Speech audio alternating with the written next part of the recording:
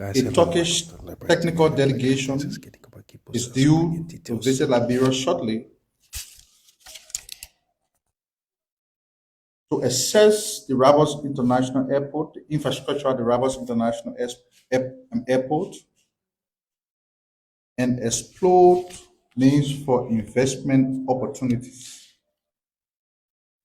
The revitalization of the RIA, which were built in the 1940s, has been identified as a national priority due to its critical role in facilitating international travel and trade.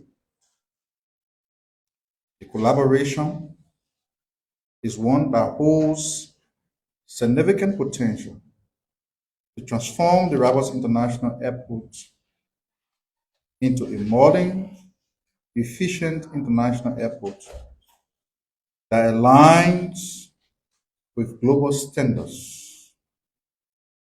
The initiative will go beyond infrastructure. It is about national growth, tourism, trade, and improving Liberia's international image.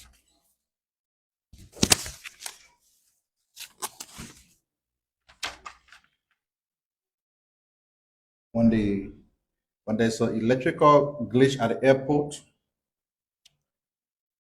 it becomes a news. The airport authority have announced that efforts have been made to revamp the entire infrastructure over there. We hope that some of our friends who can be running with the news when it comes in negative dimension can also run with this one. Talk about trade, talk about investment, talk about tourism, and things that will improve the image of the country on the international scene. So we thought to throw light on that story. The ministerial agenda is also working, and we have followed development from the ministerial agenda. We're working, and the Street Children Project. They launched the Street Children Project. And that project is aggressively targeting long-standing issues of children living in the streets across the country.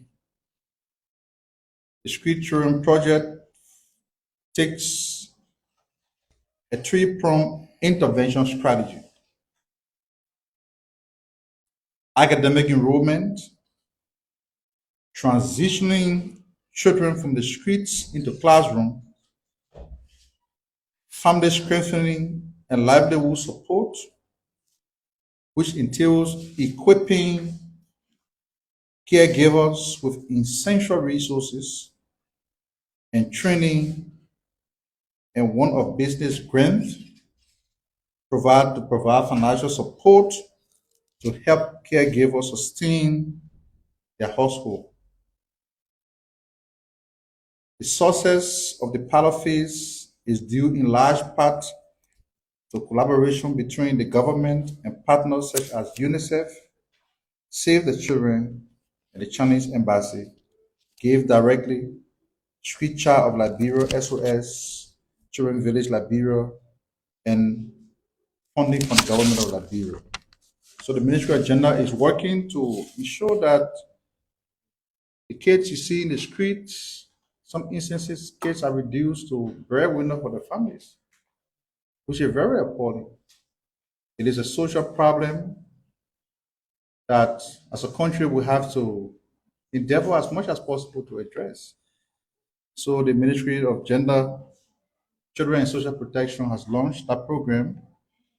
We can only continue to wish for the best because the children, when they are reduced to breadwinners at that age, it takes away their entire future. They don't have the time to go to the classroom, acquire quality secondary or primary education to move on. So it's a good initiative, and we talk about it. You heard the Deputy Minister of Finance talking about the presence of the Liberian delegation in Kuwait. Last week we were here and we announced that the, the Minister of Finance and Development Planning and the Minister of Public Works were due in Kuwait. That trip has taken place. And so let me just provide you the following updates. The Kuwaiti Fund for Arab Economic Development has committed to lead resource mobilization for the Salaye Vonjama section of the Bangad Manikoma Highway project. The decision follows discussion in Kuwait City between a delegation led by, of course, Minister of Finance and Development Planning, Honorable Augustine Weah, and Kuwaiti officials.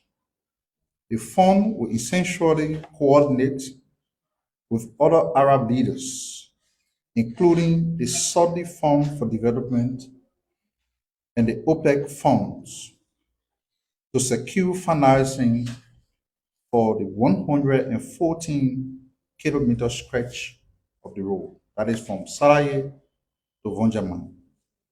The key outcome of the meeting was an agreement to restructure a 6.7 million debt owed by Liberia to the Kuwaiti fund, which was previously suspended due to government's payment issues. Every day we talk about some of the bottlenecks that the country had to face because of, just some of the irresponsible things that happened here over the last couple of years. Do not come to your country and say, we do partnership funding.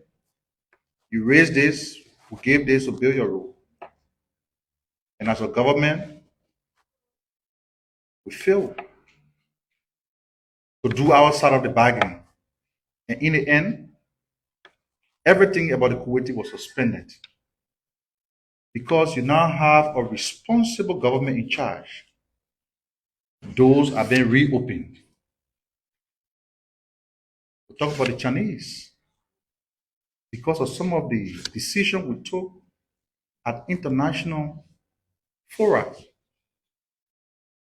Chinese shut the doors on Liberia. President Weah assumed the national leadership. He reopened the door, and some of the projects that they promised to implement in Liberia that are long overdue, those projects are now being implemented. We talk about the $5 million broadcast complex for LBS. The project is on. You journalists, you see every day. The construction of the overpass from the Boulevard to the ministerial complex.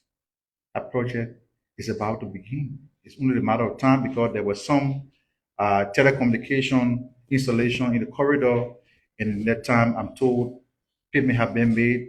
Those installations have been removed, giving way for the commencement of the work.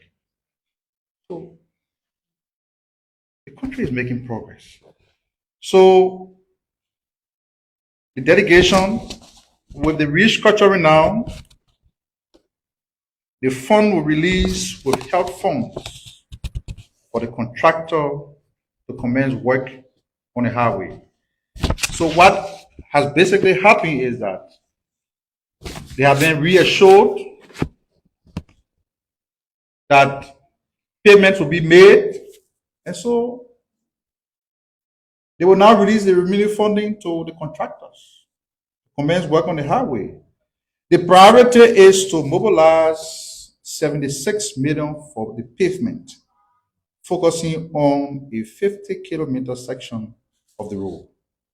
A follow-up meeting is scheduled for next week during the IMF World Bank spring meeting in Washington, D.C. The Liberian government expressed gratitude for Kuwaiti's ongoing support in infrastructure development and sought further assistance for Liberia's candidacy for a non-permanent seat on the UN Security Council. Of course, all of these negotiations are ongoing. Concomitantly, our bid for the UN Security Council seat is also in progress. And as we move in, because resources are limited, so we use one stone to kill two birds. So the delegation while in Kuwait also solicited the support from that state for Liberia's bid, and it was granted. Okay.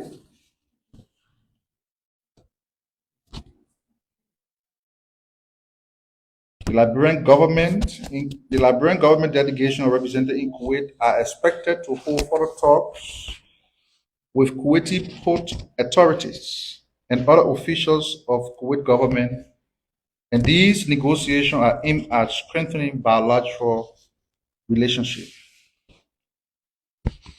It can be recalled that the Kuwaiti fund led in 2016 the same consortium of Arab leaders and mobilized resources for the Banga Sarai Highway.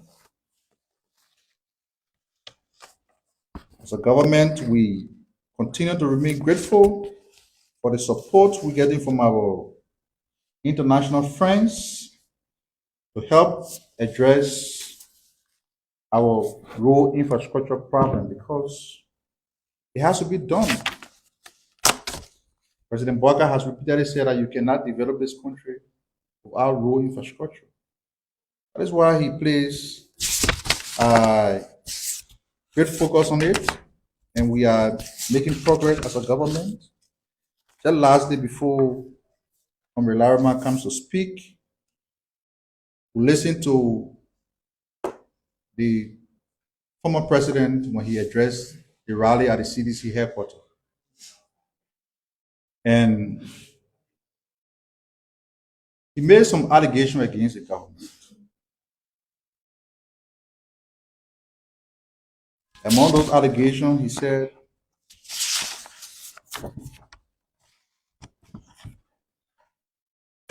we came to power on false promises.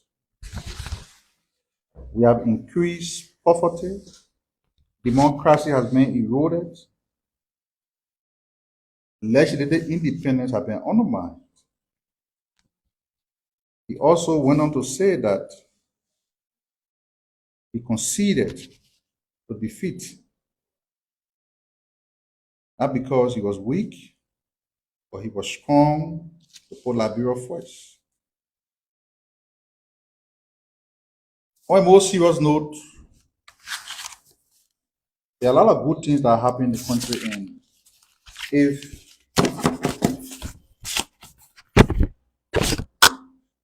we should be able to throw light on all of the development projects that the government is undertaking, and we are doing so.